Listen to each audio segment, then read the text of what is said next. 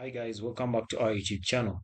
In this video, I'll show you how to let your friends join your private server. Now guys, let's assume this is your private server over here. And let's assume this is the game you're playing on your private server.